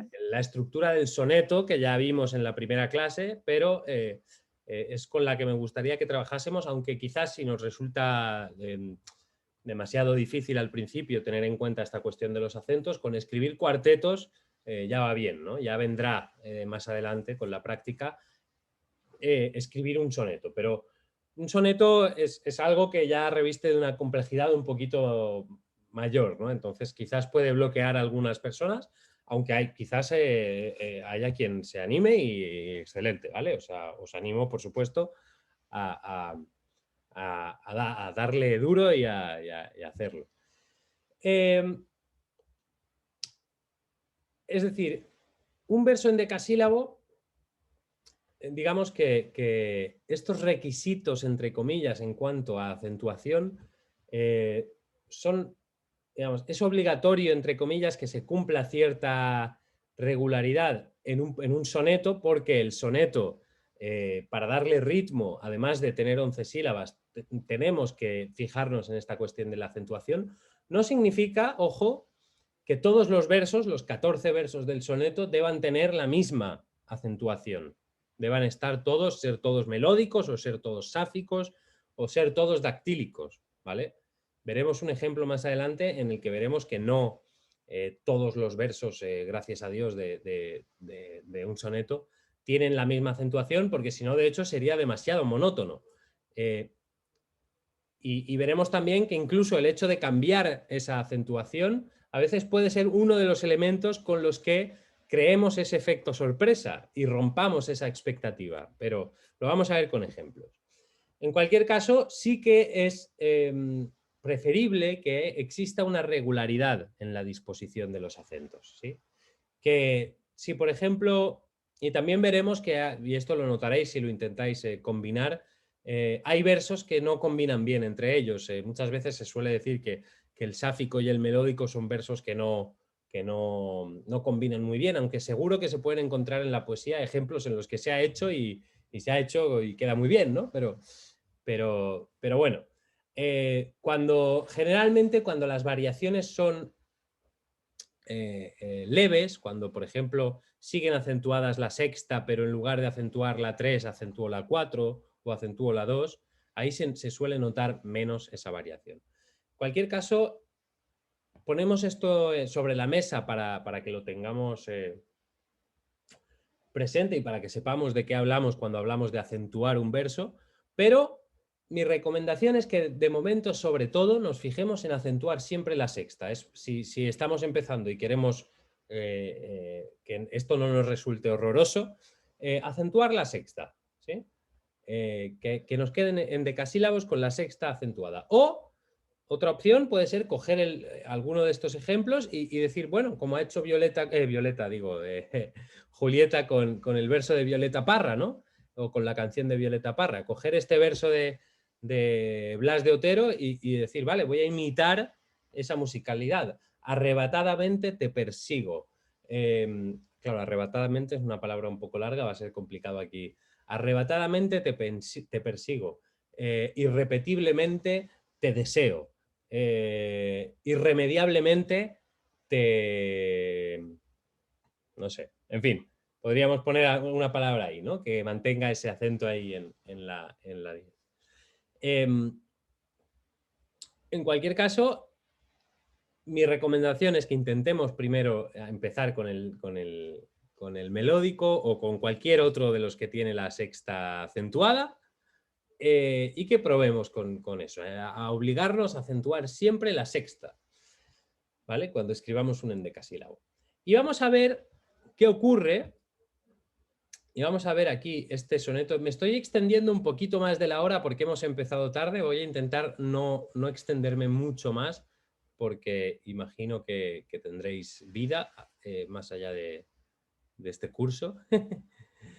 ¿No? No, Betsy no tiene... Bueno, Betsy, pues dejo la sala abierta y nos quedamos aquí. No.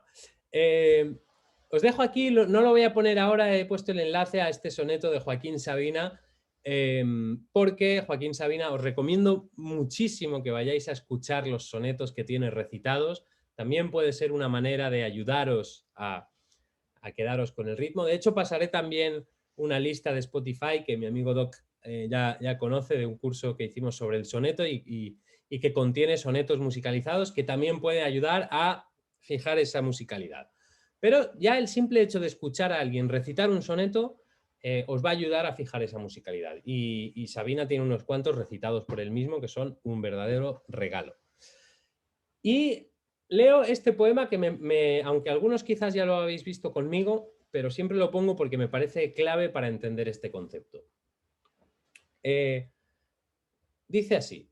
Aquí os he puesto en grande, para que os vayáis fijando durante la lectura, en grande la sexta sílaba que viene acentuada en todos los versos del poema, excepto el último, y esto notaremos cómo se modifica la musicalidad del poema en ese último verso, ¿vale? Pero dice así. El moño, las pestañas, las pupilas, el peroné, la tibia, las narices, la frente, los tobillos, las axilas, el menisco, la aorta, las varices, la garganta, los párpados, las cejas, las plantas de los pies, la comisura, los cabellos, el coxis, las orejas, los nervios, la matriz, la dentadura, las encías, las nalgas, los tendones, la rabadilla, el vientre, las costillas, los húmeros, el pubis, los talones, la clavícula, el cráneo, la papada, el clítoris, el alma, las cosquillas. Esa es mi patria. Alrededor no hay nada. ¿Sí? Os fijáis que en ese último verso cambia muchísimo, yo creo que es bastante evidente, cambia muchísimo la musicalidad de ese verso, que es un verso sáfico, un verso que está acentuado en la cuarta y en la octava, pero que no tiene la sexta acentuada. Y esto aquí estoy convencido de que esto es un recurso hecho voluntariamente por Joaquín Sabina en ese verso para cambiar, romper, generar una sorpresa en ese último verso final, que es además siempre lo digo, ¿no? Es como el knockout, el puñetazo final del poema que de alguna manera acaba de desvelarnos de qué está hablando, ¿no? Lleva todo el poema haciendo una acumulación interminable de partes del cuerpo y alguna cosa más por ahí que se coló, el alma y las cosquillas, pero generalmente partes del cuerpo, y no sabemos todavía si es un tratado de anatomía o de qué va, tiene complejo de médico o qué. Y ese último verso nos lo desvela y nos dice de qué va, ¿no? el poema. Voy a la siguiente porque para que notemos, aquí esta vez he procedido al revés, para que notemos qué ocurre si esto es este mismo poema de Joaquín Sabina, pero me he divertido modificando el orden de las palabras, de las unidades rítmicas. Os fijáis que aquí cada una de las partes del cuerpo, junto con el pronombre o con el artículo, forma una unidad rítmica, ¿sí? Y veis que aquí va variando ese orden. Es otro tema que veremos más en la clase siguiente, pero aquí lo que he hecho es modificar ese orden de manera que el acento ya no queda en la sexta y los acentos están totalmente modificados. Que me perdone Joaquín Sabina por este sacrilegio, pero creo que es muy ilustrativo de lo que estamos mencionando, ¿no? Y esto podría titularse ¿Cómo convertir un soneto maravilloso en una lista de la compra?, ¿no? Es decir, si yo pronuncio esto, las pestañas, las pupilas, el moño, la tibia, las narices, el peroné, los tobillos, las axilas, la frente, el menisco, las varices, la aorta, los párpados, la garganta, las cejas, bla, bla, bla, bla, bla. No voy a seguir porque es muy aburrido y muy poco musical. Si os fijáis, estaréis de acuerdo conmigo. Y esa falta de musicalidad tiene mucho, mucho, mucho que ver con el hecho de que ya no están dispuestos los acentos de la misma manera. Para que nos demos cuenta de la importancia que tiene esto en el verso endecasílabo, es decir, el hecho de haber mantenido aquí esa sexta sílaba acentuada, ese pilar, porque el sexto, en un verso de 11, el sexto es el pilar que divide en otras dos partes de 5 el verso, ¿no? Es el pilar del medio. Ese pilar, el hecho de retirarlo, hace que la musicalidad desaparezca en esto que he hecho yo aquí, que es una, como decía, un sacrilegio.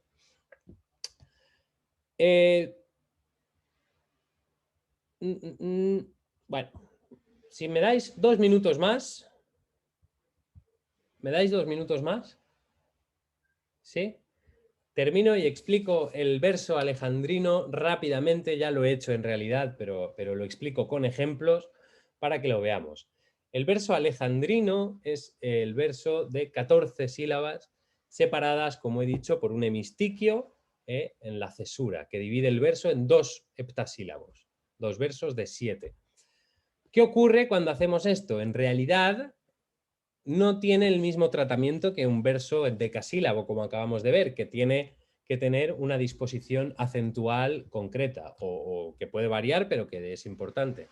En el caso del alejandrino, si en realidad estamos diciendo que se trata de 2 versos de arte menor, de 2 versos de 7 sílabas, lo que va a tener importante es la ley del acento final.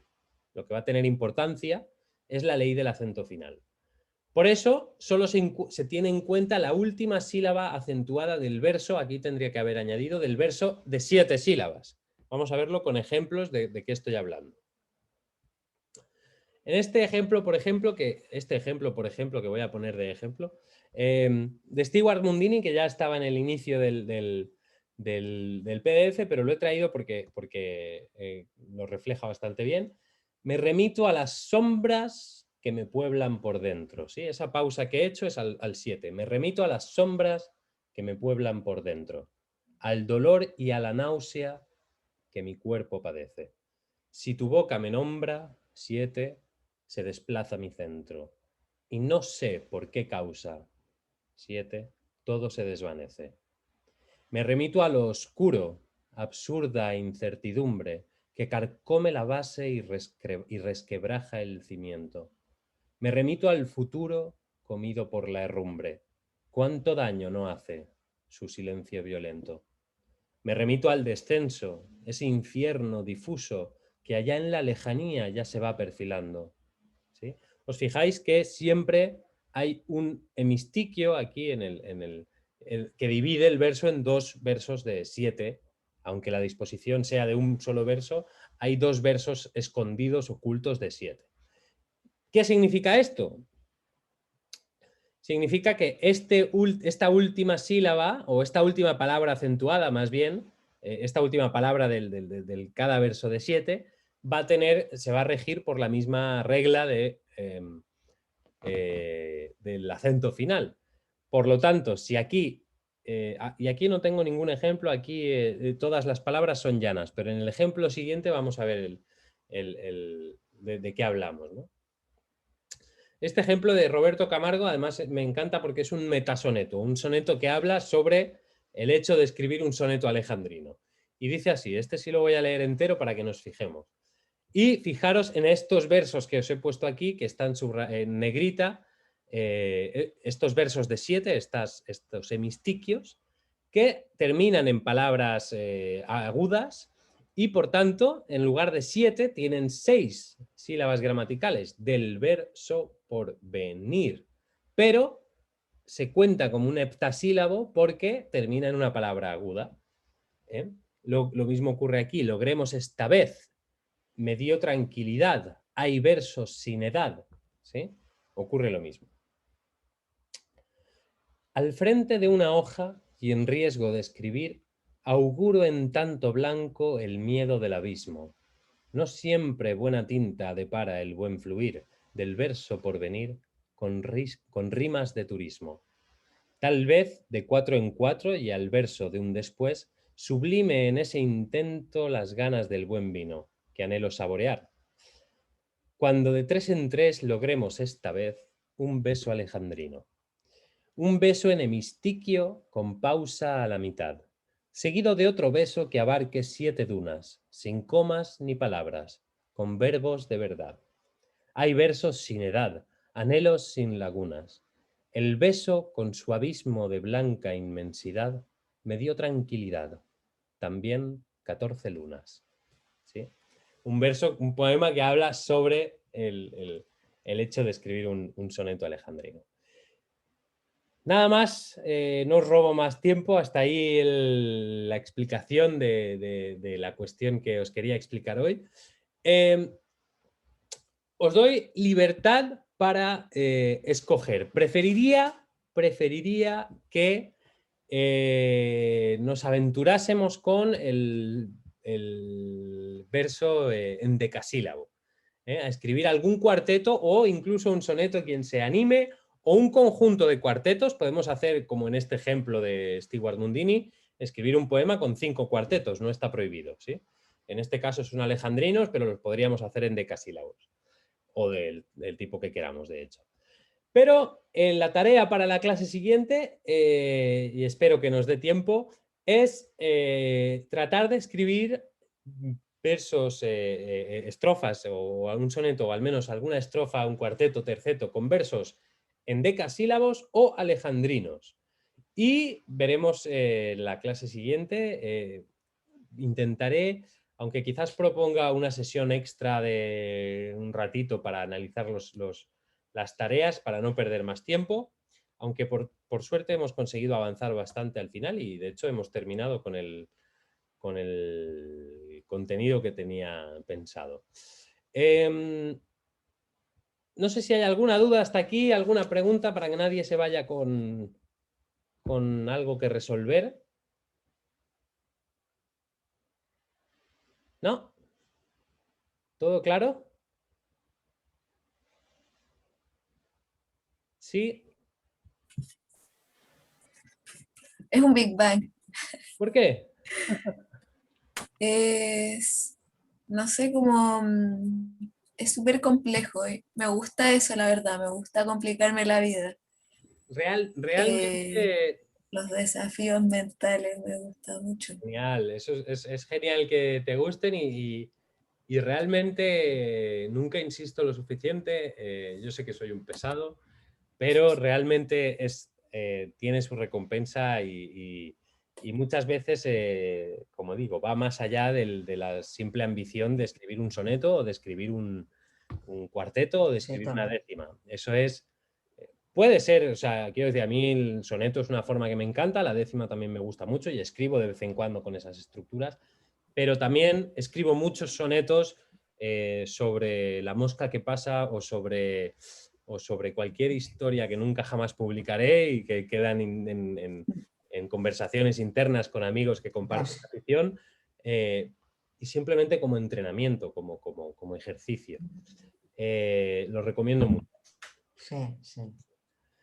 El soneto es mejor que escriba, si vamos a escribir un soneto, escribamos, porque ahí en el punto 1.4 dice de ese que es ABBA, después CDC, DCD. Y en el otro dice AB, ¿cuál es mejor?